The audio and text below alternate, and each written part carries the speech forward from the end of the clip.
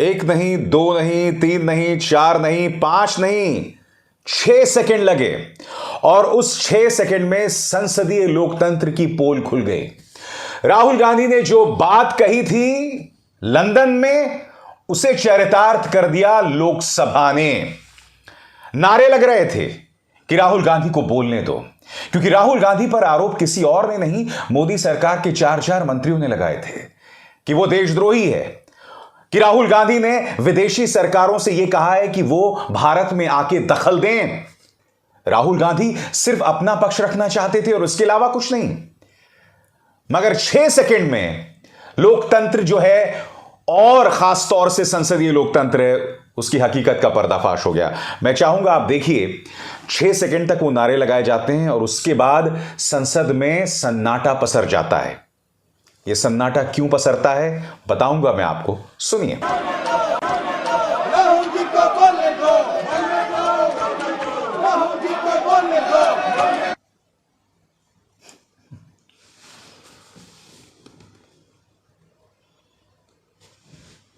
सुन रहे हैं आप? कुछ नहीं सुनाई दे रहा है। यह इस देश के संसदीय लोकतंत्र की बदनुमा तस्वीर है। राहुल गांधी ने यही बात तो कही थी कि जब विपक्ष अपनी बात कहना चाहता है तो उनके माइक्स को म्यूट कर दिया जाता है। यहां तो तमाम हदों को पार कर दिया गया। मैं आपको करीब 50 सेकंड का यह वीडियो क्लिप दिखा रहा हूं दोस्तों। इसमें आपने सुना, शुरू में 6 सेकंड नारे लगाए जाते हैं, और नारे क्या कि राहुल गांधी को अपनी बात कहने दो, और 6 सेकंड के बाद पूरा जो संसद है, पूरा लोकसभा, वो म्यूट कर दिया जाता है, वो शांत कर दिया जाता है। और क्यों, मैं आपको बताता हूं। इसलिए कि कल को यह वीडियो क्लिप वायरल हो और उस वीडियो क्लिप में यह नारे सुनाई दें कि राहुल गांधी को बोलने दो, अडानी पर मत शर्माओ, अडानी पर बोलिए मोदी जी। जब ये नारे सुनाई देते तो इस सरकार के लिए शर्मिंदगी का सबब साबित होती। मगर कहीं ना कहीं मोदी सरकार इस बात को भूल गई कि उस 6 सेकंड ने, सिर्फ उस 6 सेकंड ने कहीं ना कहीं पर्दाफाश कर दिया है लोकतंत्र का। कहां हैं राज्यसभा के सभापति और देश के उपराष्ट्रपति जगदीप धनखड़? याद कीजिएगा, वो एक मंच से चढ़कर राहुल गांधी के खिलाफ बयान देते हैं, ऐसे लोगों को शर्मिंदा करने की बात करते हैं। जगदीप धनखड़ जी पूरे सम्मान के साथ, ये जो 50 सेकंड का क्लिप मैंने अभी दिखाया आपको, वो कहीं ना कहीं पोल खोल रहा है हमारे संसद की। मैं फिर आपसे सवाल पूछना चाहता हूं, आखिर ऐसे क्या नारे लगाए जा रहे थे कि उन नारों को पूरी तरह से म्यूट कर दिया गया, संसद को पूरी तरह से शांत कर दिया गया? राहुल गांधी को बोलने दो, क्या यह अश्लील नारा है? क्या यह भद्दा नारा है? क्या यह असंसदीय भाषा है? तो म्यूट क्यों किया गया? याद कीजिएगा दोस्तों, किस तरह से जगदीप धनखड़ ने राहुल गांधी के खिलाफ मोर्चा खोला था। माननीय उपराष्ट्रपति जगदीप धनखड़, गौर फरमाइए। आज जब अपना भारत बहुत ऊपर जा रहा है, कुछ लोगों ने ठान ली है कि हमें भारत की प्रतिष्ठा को कुंठित करना है, भारत की प्रतिष्ठा को धूमिल करना है। उनमें एक देखिए, जो मेरी आंखों के सामने मैं देखता हूं। मैं राज्यसभा का सभापति हूं। लोकसभा बहुत बड़ी पंचायत है, जिनमें आज तक माइक ऑफ नहीं हुआ है, और कोई बाहर जाकर कहता है कि इस देश में माइक ऑफ होता है।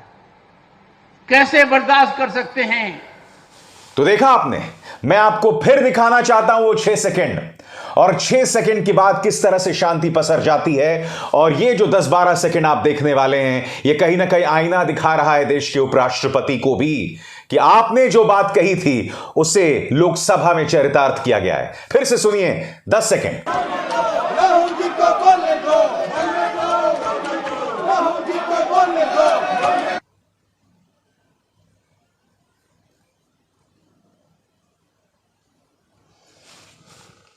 सीधा सवाल, राहुल गांधी को बोलने दो, क्या यह असंसदीय भाषा है?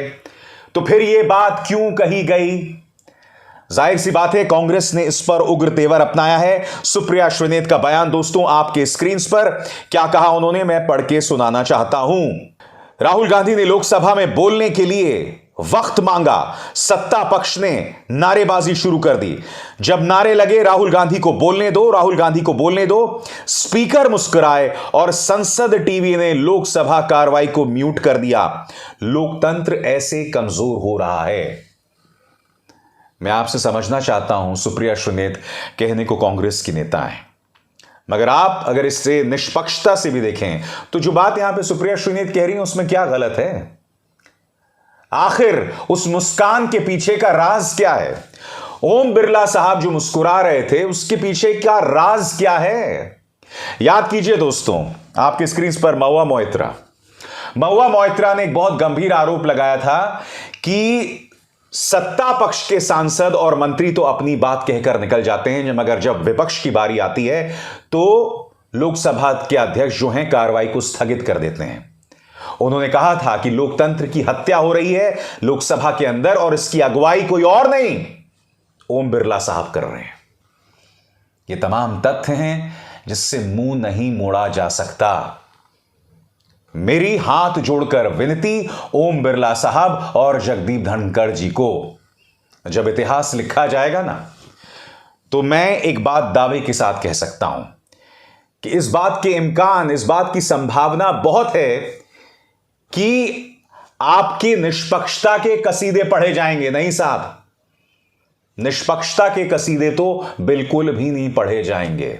सवाल किए जाएंगे कि बतौर अध्यक्ष आपने सभा के अंदर क्या किया, किसका साथ दिया, कितनी निष्पक्षता थी, सत्ता पक्ष की तरफ कितना बड़ा झुकाव था। एक तो यह है दोस्तों। दूसरा, भारतीय जनता पार्टी के नेता जो झूठ बोलने से बाज नहीं आ रहे, और प्रधानमंत्री मोदी का वो मंत्र भी है, झूठ बोलो, बार बार झूठ बोलो, हर बात पे झूठ बोलो। सुनिए जेपी नड्डा साहब क्या कह रहे हैं राहुल गांधी पर एक और झूठ। सुनिए, ऐसा क्यों कहा जा रहा है आपको इस बात को समझना पड़ेगा दोस्तों।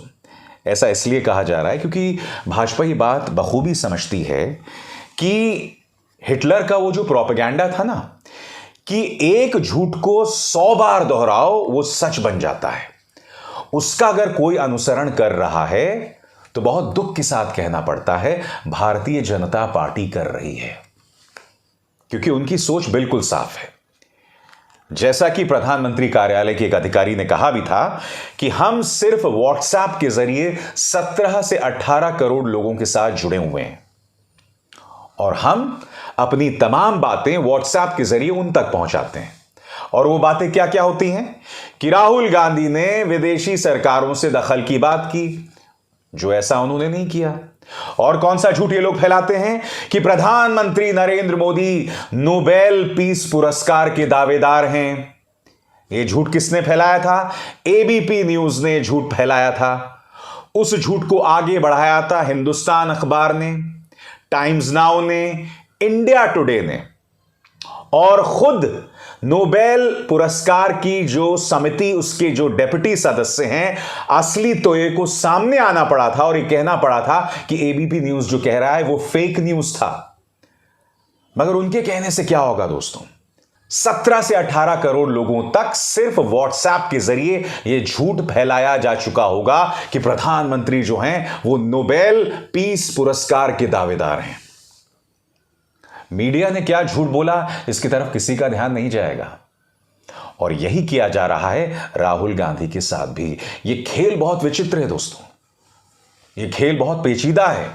भारतीय जनता पार्टी के दोनों हाथों में लड्डू है और जो सिर जो है वो घी की कढ़ाई में है और खूब स्वाद आ रहा है उनको, मगर बर्बाद देश हो रहा है। क्योंकि अगर आप झूठ के सहारे राजनीति करेंगे तो आप देश को झूठा बना रहे हैं। देश की जनता के स्वभाव में झूठ का इंजेक्शन लगा रहे हैं और ऐसे में एक समाज तरक्की नहीं कर सकता। धर्मांधता को लेकर पहले ही आप लोगों को ब्रेन वॉश कर रहे हैं। अब इस तरह का झूठ, जिसकी मिसाल मैंने आपके सामने रखी, एक नहीं दो, उस तरह का झूठ का प्रचार प्रसार होगा तो आप मुझे बताइए ना, देश की जनता क्या सीखेगी? क्योंकि नतमस्तक करने के लिए बहुत जरूरी है कि देश में ऐसी जनता हो जो सवाल ना करे। इनको ऐसी जनता चाहिए जिसके मुंह पर अगर झूठ का तमाचा मारा जाए तो वो पलटकर यह ना पूछे कि भाई मुझे झूठ का तमाचा क्यों मार रहे हो, मेरे दामन पर झूठ के दाग क्यों हैं। क्योंकि झूठ के ये दाग भारतीय जनता पार्टी के लिए अच्छे हैं।